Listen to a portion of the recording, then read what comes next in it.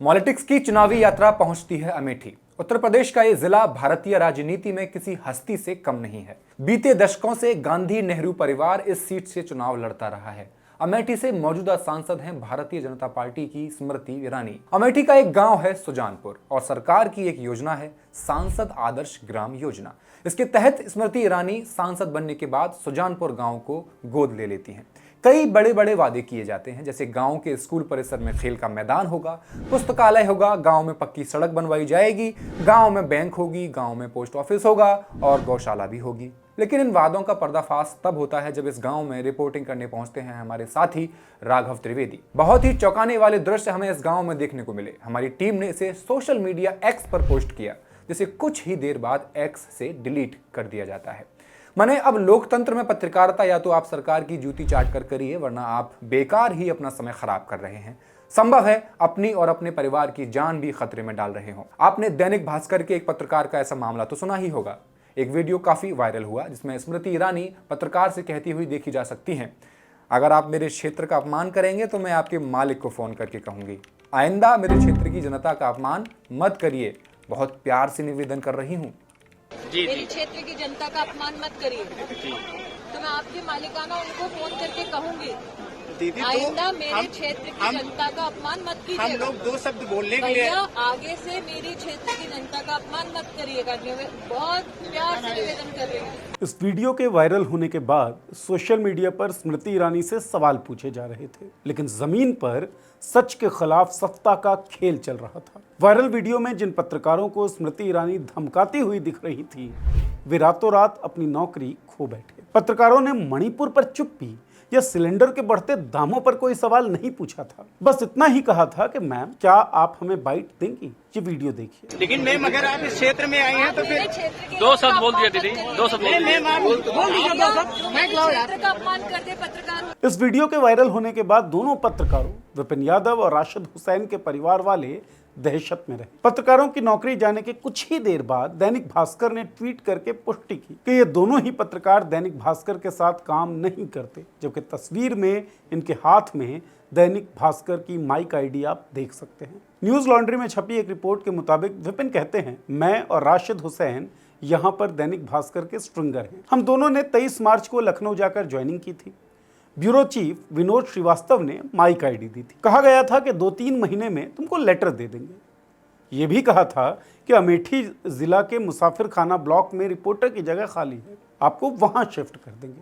लेकिन स्मृति ईरानी की धमकी के बाद हम दोनों को यहां से हटा दिया गया और हमारी माइक आईडी भी वापस ले ली गई है। स्ट्रिंगर यानी प्रति खबर मिलने वाले पैसे से गुजारा करने वाले पत्रकार, जिनकी कोई फिक्स तनख्वाह नहीं होती। तो क्या ये दोनों पत्रकार या स्ट्रिंगर फेक थे, झूठे थे? इस पर श्रीवास्तव कहते हैं, हमने माइक आईडी वापस ले ली क्योंकि उनकी माइक आईडी कोई और प्रयोग कर रहा था, जबकि भास्कर का स्ट्रिंगर केवल राशिद है।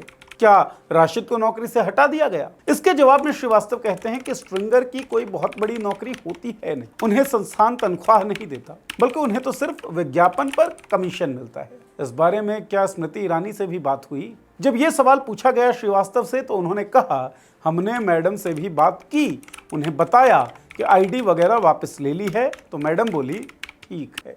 सुजानपुर में घुसते ही जिन सड़कों से आप गुजरेंगे वो कच्ची हैं, उनमें गड्ढे हैं, गड्ढों में कीचड़ भरा हुआ है।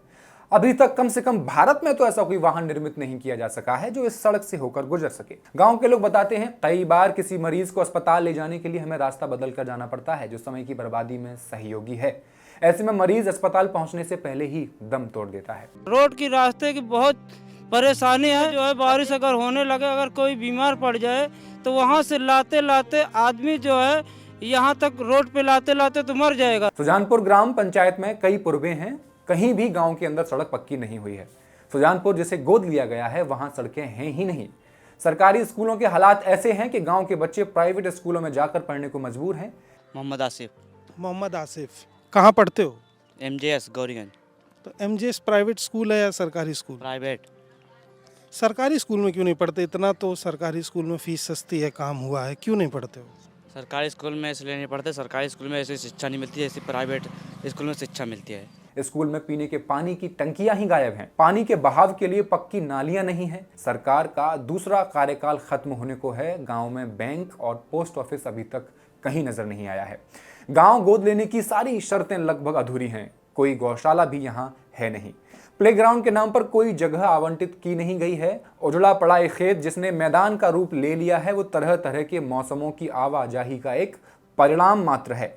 ना कोई ट्रैक है, ना खेल कूद का सामान। स्कूलों के शौचालय इस अवस्था में हैं, अगर कोई इनका इस्तेमाल करेगा भी तो बीमार और बहुत बीमार पड़ सकता है। कुछ शौचालयों के बाहर ताला लटका हुआ है तो कुछ का काम काफी दिनों से बंद ही पड़ा हुआ है। क्लासरूम के बाहर नालियां बह रही हैं। गांव वालों का कहना है सरकारी स्कूल में कोई पढ़ाई भी नहीं होती।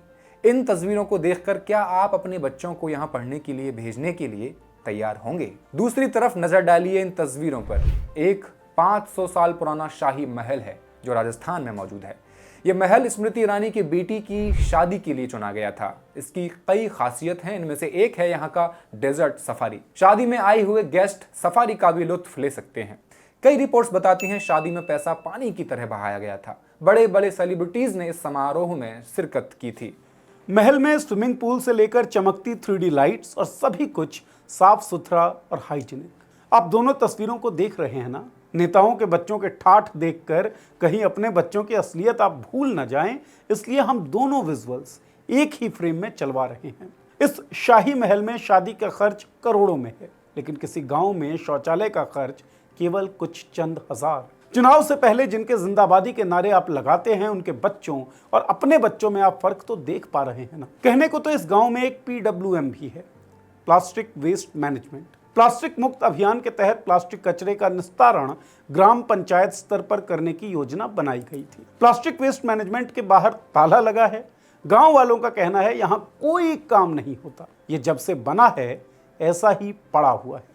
इस भवन में आसपास के गांवों से प्लास्टिक कचरे को मंगाकर उसकी प्रोसेसिंग की जानी थी। प्लास्टिक कचरे में प्लास्टिक के बोतल, कुरकुरे, चिप्स, नमकीन आदि के रैपर पैकेट्स शामिल होते हैं। कहा गया था इस योजना से प्रदूषण में राहत मिलेगी। कचरे से तैयार सामग्री का उपयोग सड़क निर्माण में किया जाएगा, लेकिन इस प्लास्टिक वेस्ट मैनेजमेंट की जर्जर स्थिति देखकर लगता है ये और भी ज्यादा प्रदूषण फैलाने में सहयोग कर रहा है। हम उसी प्लास्टिक वेस्ट मैनेजमेंट प्लांट के अंदर हैं जिसमें अभी तक बिजली नहीं पहुंची है। इसके आसपास के विजुअल आपको देखने को मिल जाएंगे कि बिना बिजली के एक प्लांट बेस्ट कैसे बनता है। लेकिन जो चीज़ मैं आपको दिखाना चाह रहा हूँ वो यहाँ की फर्श है। अब अगर आप इस फर्श को देखेंगे तो ये इतनी मजबूत है कि इसको हाथ से उखाड़ा जा सकता है, चाबी से तोड़ा जा सकता है। आप जहाँ भी मारेंगे ये फर्श टूटती चली जाएगी। इसलिए इस प्लांट को प्लास्टिक वेस्ट मैनेजमेंट प्लांट कहा जाता है, क्योंकि यहाँ जितना भी काम हुआ है सब बेस्ट हुआ है। 2001 से लेकर 2009 सबसे बेहतरीन एक्टिंग के लिए लगातार 9 बार सर्वश्रेष्ठ अभिनेत्री का पुरस्कार जीतने वाली स्मृति ईरानी जी 2014 में बीजेपी से टिकट पाकर अमेठी से हार जाती हैं। इसके बावजूद भी उन्हें गुजरात राज्यसभा भेजकर कैबिनेट मंत्री बना दिया जाता है। अरे इस बात पे ताज्जुब क्या करना, परिश्रमी महिला है भाई। जब गैस सिलेंडर के दाम 410 थे तब ये सड़कों पर उतरकर कांग्रेस के खिलाफ प्रदर्शन कर रही थी। वो बात अलग है, आज गैस सिलेंडर 1000 के आसपास मिल रहा है, फिर भी स्मृति जी चुप हैं। आजकल वैसे भी वो चुप ही रहती हैं, चाहे मणिपुर में महिलाओं को निर्वस्त्र करके घुमाया जाए या हाथरस में किसी बेटी के साथ यौन उत्पीड़न हो जाए, वो चुप ही रहती हैं। हालांकि कभी कभी उनका चुप रहना भी उनके बोलने से ज्यादा सुलभ होता है, जैसे उनका संसद में कहना कि महिलाओं को पीरियड्स लीव नहीं मिलनी चाहिए। सुनने में आपको अजीब लगा होगा, स्मृति ईरानी संसद में महिलाओं को मिलने वाली पीरियड्स लीव का विरोध करते हुए कहती हैं, मासिक धर्मचक्र यानी मेंस्ट्रुअल साइकिल कोई काम में बाधा नहीं है, ये तो जीवन का एक स्वाभाविक हिस्सा है। As a menstruating woman, I can very particularly in this house say menstruation and a menstrual cycle is not a handicap. We should not propose issues where women are in some way denied an equal opportunity just because somebody who does not menstruate has a particular viewpoint towards menstruation. महावारी पर स्मृति ईरानी के इस बयान से कहावत याद आई, थोथा चना बाजे घना। मतलब जिसे कुछ पता ना हो वही ज्यादा ज्ञान उड़ेलता है। स्पेन, इंडोनेशिया और जापान जैसे देशों में महावारी के लिए 2 दिन की छुट्टी का प्रावधान है। हमारे देश में तो महावारी को लेकर ऐसा पूर्वाग्रह है या यूं कहिए ऐसी अज्ञानता है कि एक भाई अपनी बहन की हत्या कर देता है। स्मृति ईरानी महिला एवं बाल विकास कल्याण मंत्री हैं, लेकिन महिलाओं और बच्चों के विकास के लिए जब जब आवाज उठी स्मृति चुप रही। फिर चाहे वो महिलाओं को महावारी के दिनों में सबरीवाला मंदिर में प्रवेश के लिए सुप्रीम कोर्ट जाकर लड़ने का मामला हो या फिर महिलाओं के खिलाफ लगातार बढ़ते अपराध के मामले हों। मणिपुर में महिलाओं को नग्न अवस्था में सड़कों पर घुमाया गया, स्मृति चुप रही। महिला पहलवानों के साथ बदसलूकी की गई, स्मृति चुप रही। हाथरस में एक लड़की के साथ बलात्कार हुआ, उसके शव को प्रशासन ने आधी रात में जलवा दिया, पर स्मृति हमेशा की तरह चुप रही। बहरहाल अमेठी में चुनावी यात्रा के दौरान हमारे साथी ने बताया, वहां के लोगों में गुस्सा है और बदलाव चाहते हैं। आपको भी अमेठी की हमारी ये रिपोर्ट्स देखनी चाहिए। इस वीडियो को ज़्यादा से ज़्यादा शेयर कीजिए और हमारे चैनल को भी सब्सक्राइब कर लीजिए। शुक्रिया।